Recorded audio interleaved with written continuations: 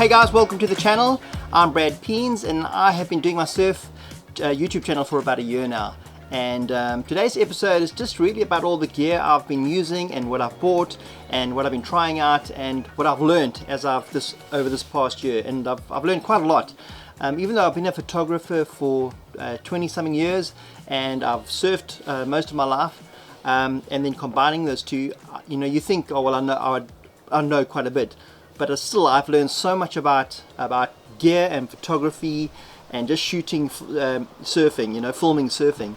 So yeah, so basically what I want to do today is I just want to run through some of my gear, what's worked for me, what hasn't worked for me, some of the new gear that I bought, just to, you know, to keep going. And yeah, so I had this Canon lens, this 70-200, and then I also had this extender which would make it a 400mm. Just pop it on like this.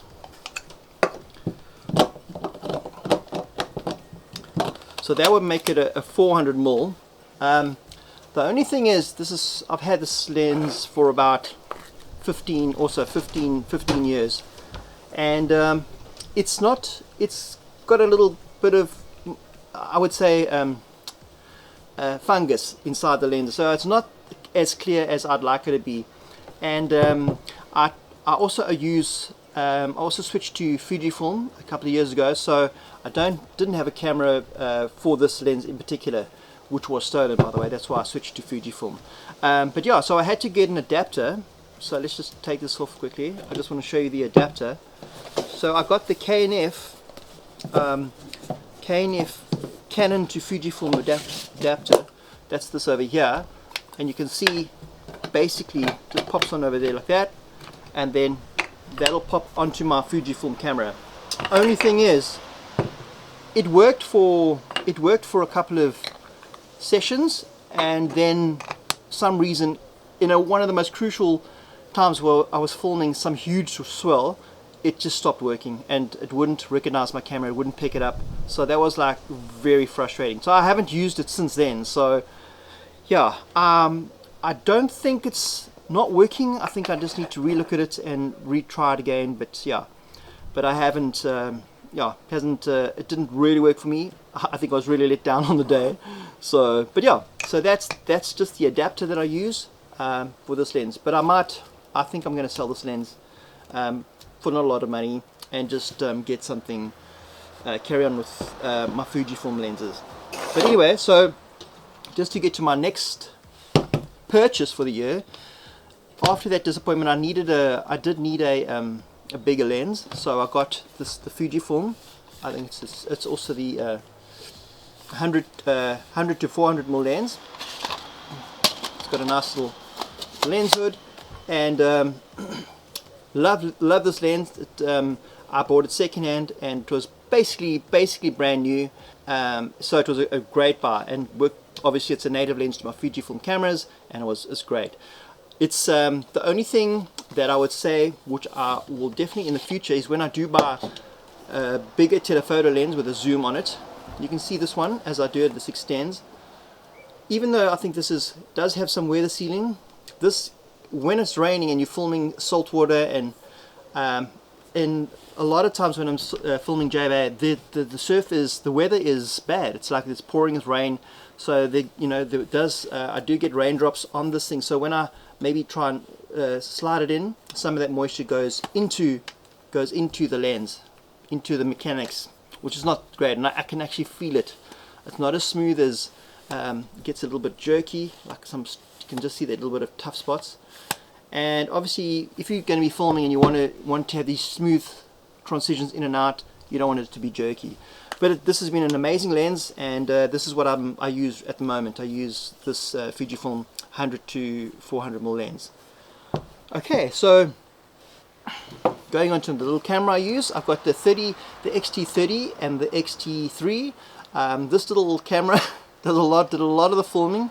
It's 60K with 1080p. Sorry, it's 60 frames a second with 1080p. So I did a lot of filming in 1080p, not even 4K. I was just getting used to, you know, what I was doing. Yeah, and you can see it's really been used. I don't know if you can see that, the buttons and and then obviously my X-T3, which I used to film as well. Here goes the cat. But yeah, so that's the little camera I use. I basically just used what I had. You know, this was the only major upgrade I did for the surfing. Then I've got the next thing I learned out of doing surfing, and it's a big lesson that I've learned. Not a lesson, but that I realized, is that your tripod as a surf filmer is one of your most important tools you can have, besides your zoom lens and your camera. Just need that very smooth fluid head, just so that it's nice and fluid. You don't want any jerky movements. If you're filming straight into the wave, maybe there's a wave coming towards you, it's not too bad. But if you're following literally a wave like side on, if you're filming J-Bay and you're not filming down but kind of further up the beach and you're following the guy straight across, it's quite you really have to get a nice smooth action. And so one of my next purchases is obviously going to be a really good tripod, and a tripod head. That's just from what I've learned just filming this year. That was a big thing that I found a hindrance with the filming that I was doing. But yeah, so that's that. And then my latest purchase, which you saw me bring in earlier on, is this DJI Action Pro 5. And yeah, I just wanted to be able to, you know, get some different angles just for myself, get back in the water, and then also for some of the surfers that I'm filming. The other day I filmed Luke at his favorite beach break. I'm going to put up a wave just quickly up in the corner. You can see the wave, and I was just thinking, imagine if he had this bite mount on this, and he had this Osmo Action 5 Pro in his mouth, filming the wave. So that'll be cool. That is new, so I'm excited to get out in the water and use this, and also give it to one of the guys in the water, so I can maybe get like a different angle. So film from the beach, and then you can also see what the water angle looks like. But yeah, so that's a new little toy.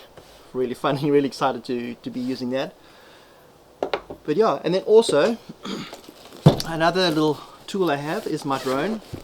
This is my drone. Just the Mini 2, I think it is. Yeah, and this is, I mean, you look at the size of it, it's just so small, and I get some great drone shots just as I use just for reference.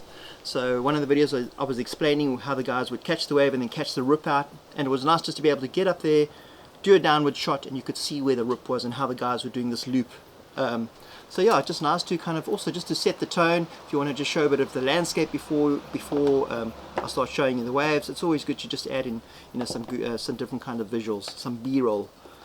And yeah, so that's another little handy little tool to have as a. So basically, I think if you'd like to start a surf channel. I think the most important thing you're going to need is a zoom lens and obviously a camera. Those two things. Once you have those two things, you can literally start filming surfing, and I would recommend it. It's so much fun. You get into you know, like being out there and getting into nature, and just it's just amazing to be able to get involved and get out there. Film some guys, film the local guys. I'm doing more and more stuff for some of the surfers around here, and it's good to, you know, get to know them, get to meet them, and it's been absolutely amazing and so exciting just to be able to get out there and film and enjoy nature. Anyway guys, thanks for watching. Just a quick one just to show you my gear. Have some fun. Don't forget to surf every week, get in the water, and I'm preaching to myself, I should be doing it too. But yeah, have an awesome time, have an awesome week. Cheers guys.